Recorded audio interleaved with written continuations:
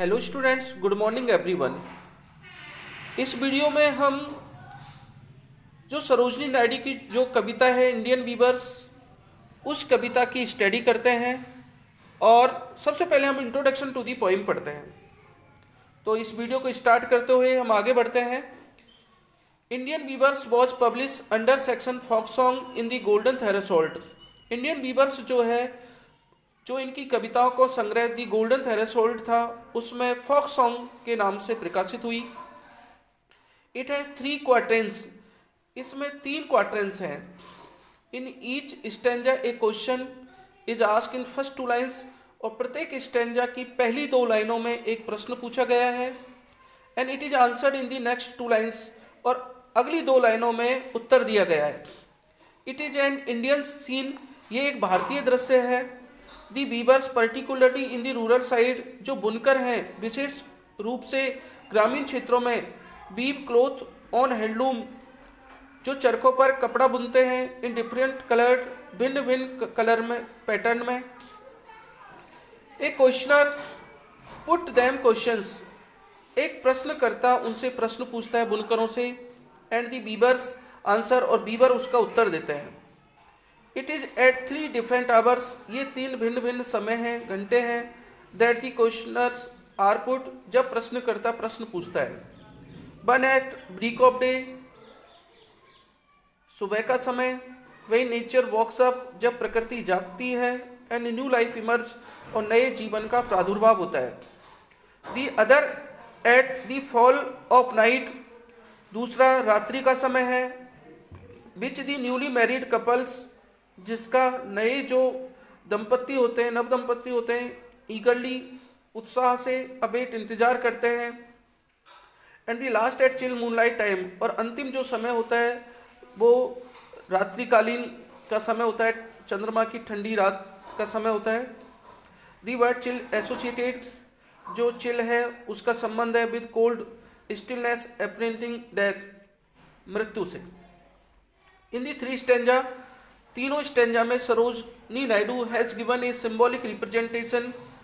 सरोजनी नायडू ने एक प्रतीकात्मक प्रतिनिधित्व किया है ऑफ मैन्स जर्नी, आदमी की यात्रा का, फ्रॉम बर्थ टू डेथ, उसके जीवन से लेकर मृत्यु तक।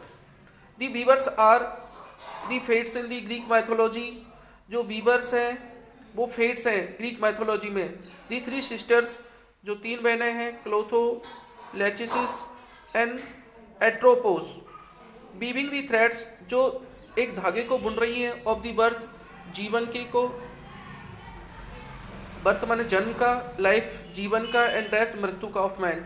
इन इंडियन माइथोलॉजी, भारतीय माइथोलॉजी में the symbol is of Brahma Vishnu Mahesh, किसका प्रतीक है? ब्रह्मा विष्णु महेश का। Brahma is the god of creation, Brahma जो है वो गॉड ऑफ क्रिएशन, इस संसार की उत्पत्ति को करने वाला देवता है। विष्णु दी गॉड ऑफ प्रॉस्पेरिटी, विष्णु जो है वो समृद्धि का देवता है। And Mahesh the god of death, और महेश जो है वो मृत्यु का देवता है। तो स्टूडेंट्स, इस कविता को हम अब लाइन बाई लाइन इसकी स्टडी करते हैं।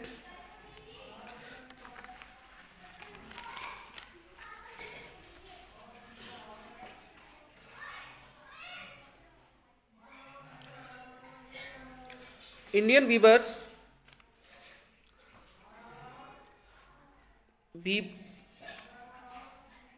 Weavers weaving at break of day, why do you weave a garment so gay. आपको पहले ही बता चुका है कि इंट्रोडक्शन टू दी पोइम में कि पहली 2 लाइनों में जो क्वेश्चन करने वाला है वो बुनकरों से प्रश्न करता है, और अंतिम 2 लाइनों में जो बुनकर है वो उसका उत्तर देते हैं।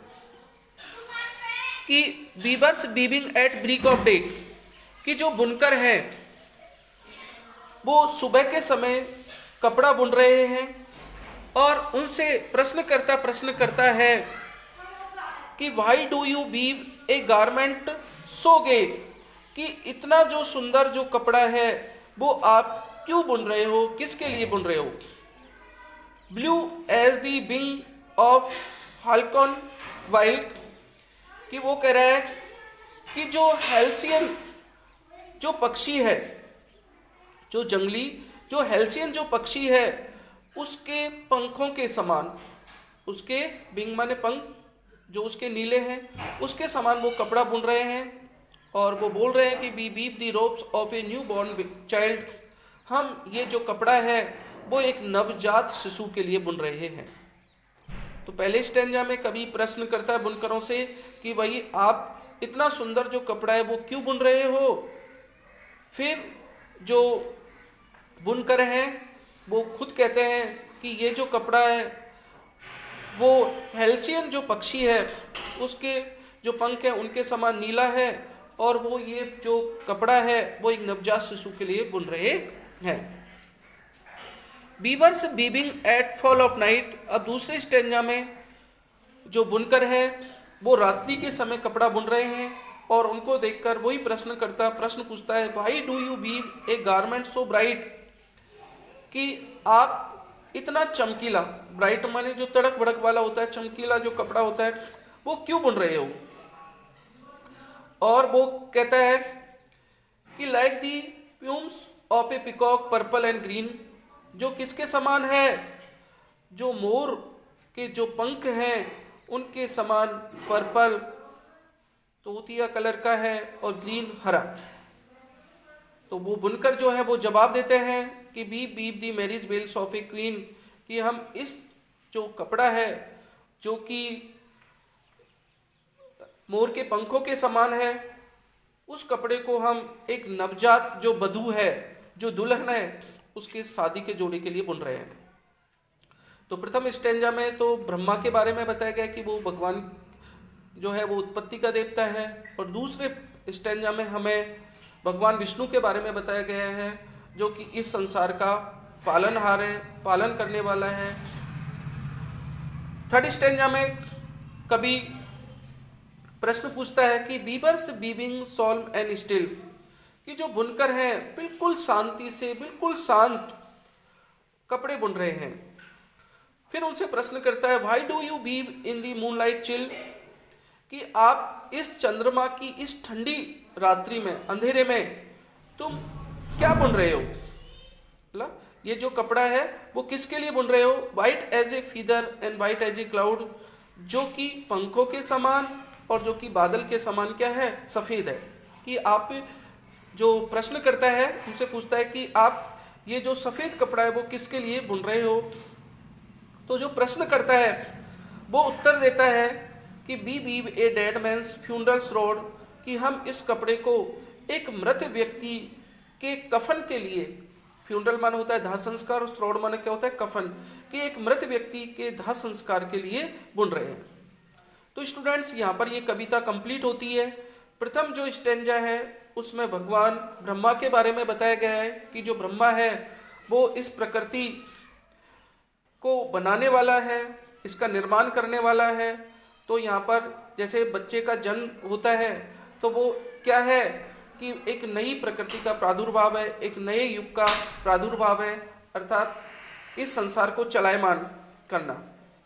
दूसरा जो स्टेंजा है कि जब व्यक्ति का यहाँ पर प्रादुर्भाव हो जाता है, प्रकृति का निर्माण हो जाता है, तो उसको किस प्रकार से संचालित करना है, किस प्रकार से उसका विकास करना है, तो वो काम भगवान विष्णु का है। तो दूसरे स्टेंजा में हमें भगवान विष्णु के बारे में पता लगता है, और तीसरे स्टेंजा में आप पता है कि मृत्यु का जो देवता है वो भगवान शिव है, और उसके बारे में वर्णन किया गया है। तो स्टूडेंट्स, आई होप आपको ये वीडियो बहुत अच्छी लगी होगी। यदि आपको ये वीडियो हेल्पफुल हो तो आप प्लीज़ इसे लाइक करें, सब्सक्राइब करें, शेयर करें। Thank you very much.